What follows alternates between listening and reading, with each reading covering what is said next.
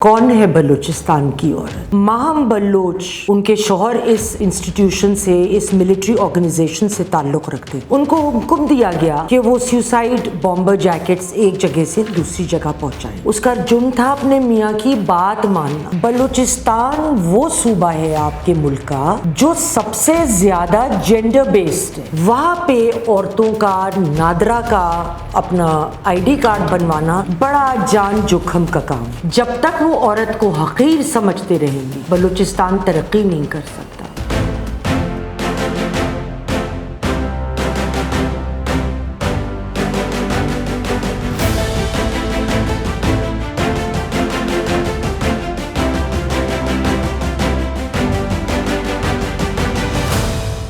अस्सलाम वालेकुम, मैं हूँ यास्मीन आफ्ताब अली, प्रोग्राम यास्मीन की बैठक के साथ। आज का मौजू बलूचिस्तान की औरत। कौन है बलूचिस्तान की औरत?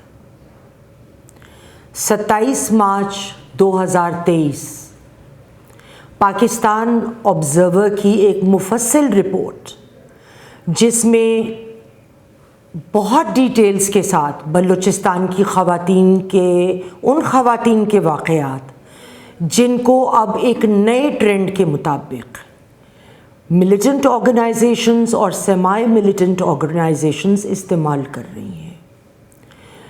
इनमें से एक खातून का वाक़या, चलें उनको हम माहम बलोच बुला लेते हैं।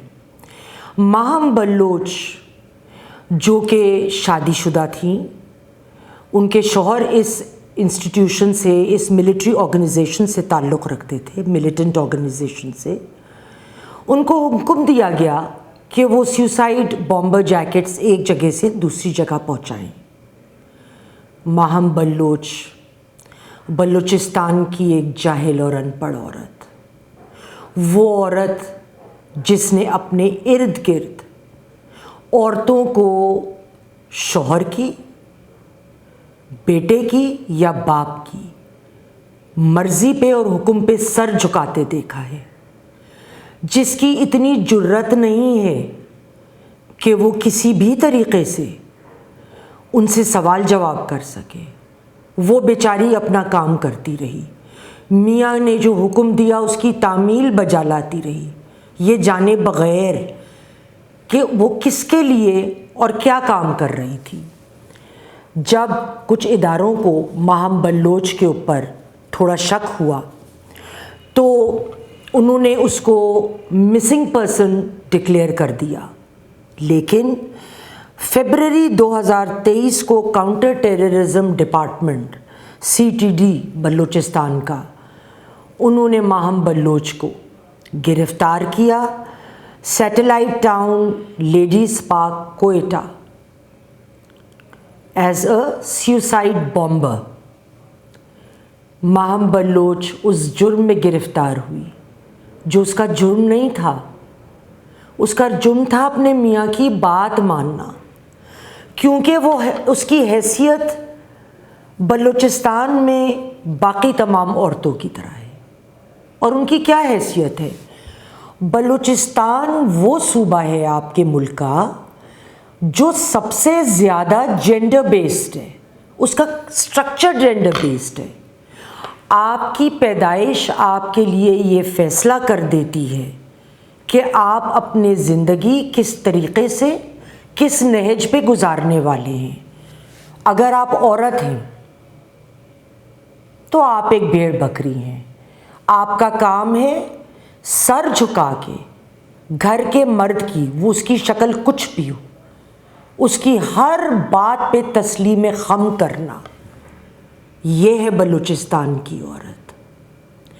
17% से कम या लगभग शरह बलूचिस्तान तालीम के शोबे में देखता है, और इसमें ये लड़के और लड़की दोनों की तालीम की मैं बात कर रही हूँ। बहुत कम ख़वातीन स्कूल जाती हैं, बहुत कम लड़कियाँ, क्योंकि अव्वल तो उसको अच्छा समझा नहीं जाता। अगर शाज़ो नादिर कोई लड़की चली भी जाए तो वो स्कूल या तो बहुत जल्दी छोड़ देती है, या 4-5 जमातें अगर गलती से कर ली किसी ने तो मिडिल क्लास में आने तक बाकी लड़कियां भी چھوڑ جاتی ہیں، کیونکہ اگر ایک آدھ کوئی مڈل کلاس کا اسکول کی سہولت لڑکیوں کے لیے بلوچستان میں موجود ہے تو وہاں ٹریولنگ ٹائم اتنا ہے، راستہ اتنا دور ہے کہ وہاں تک جانا اور وہاں سے آنا بڑا دقت کا کام ہے۔ شاید اسی لیے رورل علاقے میں بلوچستان کے لٹریسی کا لیول ایک عورت کا یا ایک لڑکی کا 2% ہے۔ ڈان کی 9 سپٹمبر 2020 کی رپورٹ، وہاں پہ عورتوں کا نادرا کا اپنا ID کارڈ بنوانا بڑا جان جوکھم کا کام ہے۔ وہ کیوں جان جوکھم کا کام ہے؟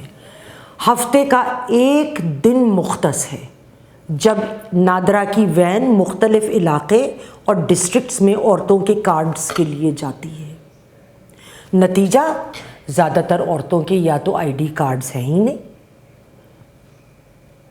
یا ہیں تو بہت کم، شرح بڑی کم ہے، اس لیے وہ اپنے شوہر پہ مکمل طور پہ ڈپینڈنٹ ہے اکنامکلی، نہ تعلیم ہے، ID کارڈ تک تو ہے نہیں، تو وہ کیا کام کر سکتی ہیں؟ ان کو کسی قسم کی نوکری مطلب کوئی بھی کام، اپنا بھی کوئی تھوڑا بہت کام اگر کرنا چاہیں، جیسے بلوچستان میں ہنر بہت زیادہ ہے، کڑھائی بڑی حسین اور نفیس وہاں پہ خواتین کرتی ہیں، مگر کدھر بیچیں؟ کیا کوئی بینک ان کو ID کارڈ کے بغیر لون بھی دینا پسند کرے گا؟ ایسا نہیں ہوگا۔ ان حالات میں 2018 میں سیرینا ہوٹل کی مینجمنٹ نے بڑا لاجواب کام کیا۔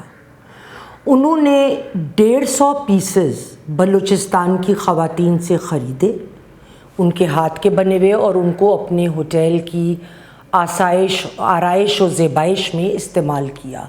یہی نہیں، کئی دفعہ انہوں نے بلوچستان کے خواتین کی عورتوں کی اپنے ہوٹل میں ایگزیبیشن بھی کی، جس میں فوڈ اینڈ ایگریکلچرل آرگنائزیشن کا بہت بڑا ہاتھ تھا تاکہ بلوچستان کی خواتین کو امپاور کیا جا سکے۔ لیکن یہ ایک ادارہ یا حکومت، کبھی کبھار کوئی گورنمنٹ اگر یہ کام کرتی ہے تو وہ کافی نہیں ہے، اس کے لیے ایک سسٹینڈ ایفرٹ کی ضرورت ہے۔ میں اس کی آپ کو ایک پیرالل ایگزامپل سندھ کی دینا چاہوں گی۔ ڈاکٹر بدر الحمید صدیقی اپنے کچھ ساتھی ڈاکٹرز کے ساتھ ہر اتوار کو پرو بونو ایک گاؤں میں سندھ کے جاتے تھے، پورا میڈیکل یونٹ، وہاں فری میڈیکیشن، جو علاج وہاں نہیں ہو سکتا ان کے لیے مریضوں کو ایمبولینس لے کے آتی تھی، ان کا فری آپریشن سارا کچھ کرا جاتا تھا۔ وہاں انہوں نے دیکھا کہ ان کی دستکاری عورتیں بہت اچھی کرتی تھیں۔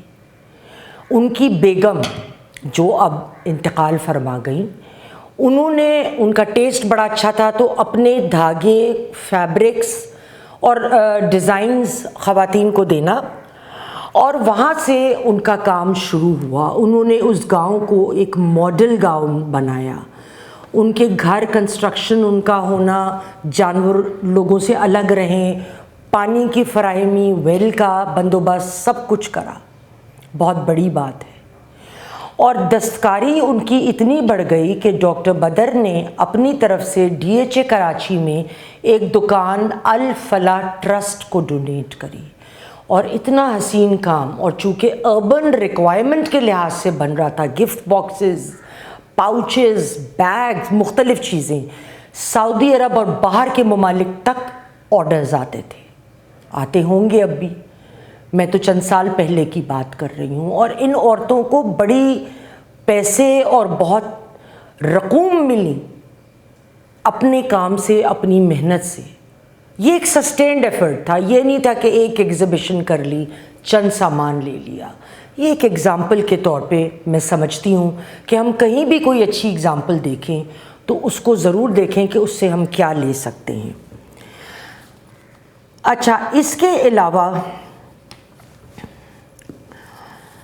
جو سب سے بڑا مسئلہ بلوچستان کا ایک ہے وہ ہے کہ یہ ایک gender based society, gender based معاشرہ، جیسے میں نے پہلے کہا ہے، اس میں آپ کی جنس یہ فیصلہ کر دیتی ہے کہ آپ نے اپنی زندگی کیسے گزارنی ہے. Rape, honour killing, sexual abuse, یہ ان کے زندگی کے روزمرہ کی روٹین ہے. کتنی غمزدہ بات ہے، کتنی افسوسناک بات ہے. لیکن قانون کے رکھوالے ہی اس چیز کو ایکسیپٹ کرتے ہیں. اس کی روک تھام نہیں ہوتی، کیونکہ وہ اس معاشرے کا حصہ ہیں جسے وہ عورتیں بھی ایکسیپٹ کر چکی ہیں اپنی زندگی کا حصہ سمجھ کے. اور جس میں جو مرد ہیں وہاں کے، وہ ان کو بھیڑ بکری کی طرح ٹریٹ کرتے ہیں، تو اس میں کوئی قباحت نہیں سمجھتے کہ اس میں کچھ برائی ہے یا اس میں کچھ بھی غلط ہو رہا ہے. It is an accepted norm, an accepted part of their culture. اب ضرورت کس بات کی ہے؟ ضرورت اس بات کی ہے کہ ان کا جو جینڈر کلچر ہے اس کو توڑا جائے.